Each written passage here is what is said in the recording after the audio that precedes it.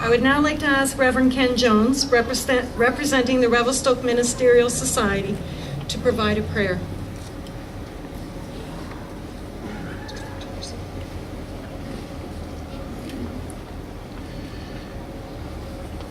It might be appropriate just to have some silence while we wait for the choir to be seated and prepare ourselves in prayer.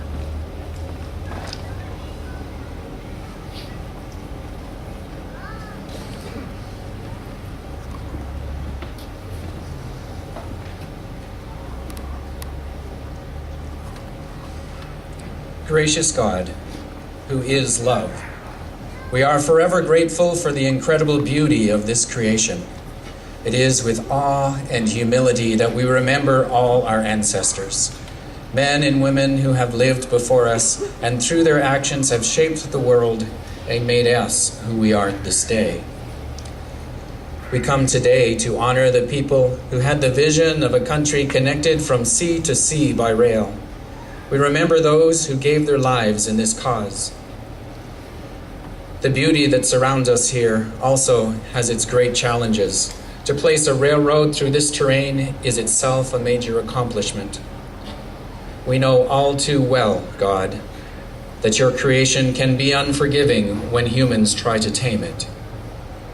With the mountains come unstable terrain, and so we come to you this March 4th, 2010, to remember those 58 men whose lives were ended 100 years ago in an avalanche at Rogers Pass. An avalanche that reminded everyone just how fragile life is. We are grateful, God, for places like Revelstoke, who faced tragedy like this by gathering as community to support each other, who recognized that these deaths are not the final word, but an encouragement to the survivors to be sure, as much as humanly possible, that this would never happen again. Tunnels, snow sheds were built, and avalanche control was developed. Living God, we are thankful for your love and the ingenuity of humankind. May your blessing be on all those who dedicate their lives to keep us safe in this rugged and beautiful land. Be with us, God, as we remember all who have lost their lives in avalanches, their family and friends, as we are all connected through your love. When one part of your creation is in pain, it touches us all. Keep us united in the love that is Christ. Hear these words, the unspoken prayers of our hearts, and in your love answer. Amen. Thank you, Reverend Ken. Julie Lawson, granddaughter of the 1910 Roadmaster John Anderson, will provide a few remarks on behalf of the families. It is interesting to note that Judy is also a children's author and has written a couple books on the avalanche story. Julie?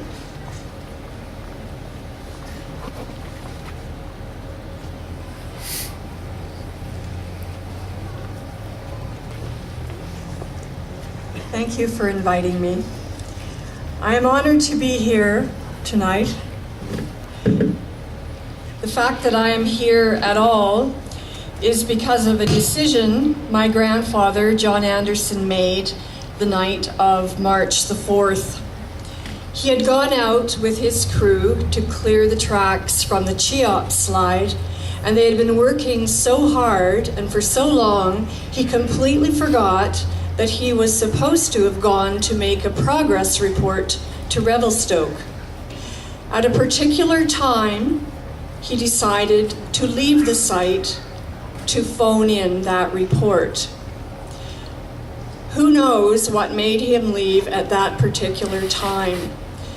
The point is, my mother was born many years after that avalanche, and I am here because of his decision. I am forever grateful to his impeccable sense of timing. The effect the avalanche had on him is best expressed by his own words, as written on March the 14th, 1910, to Alan Urquhart. Dear Sir, I just took a notion to drop you a few lines this evening. No doubt you have read in the daily papers about the terrible accident we had at Rogers Pass. I lost my brother Charlie. He was buried here in Revelstoke yesterday. I have resigned my position and have not worked since this accident happened, as I certainly don't want another experience like it. It has completely unnerved me as far as bucking snow is concerned. We had a storm that lasted for 10 days, and during that time we had over 8 feet of a snowfall besides slides. I was clearing a slide at the new division opposite 17 shed. I left for about a half an hour to go down to the watch shed at 18 shed and send a message to Revelstoke. When I returned, I found everything buried. A slide about half a mile long had come down from the south side of the tracks. I found the rotary pitched right on top of the shed. Everything was in darkness and the wind blowing hard, and 58 men buried in the slide. I have been to 1 and 2 funerals every day this week, and there is still a large number of bodies left at the undertaking parlor. Well, Ellen, you can imagine how bad I feel about losing all those men. I have not decided yet what move to make.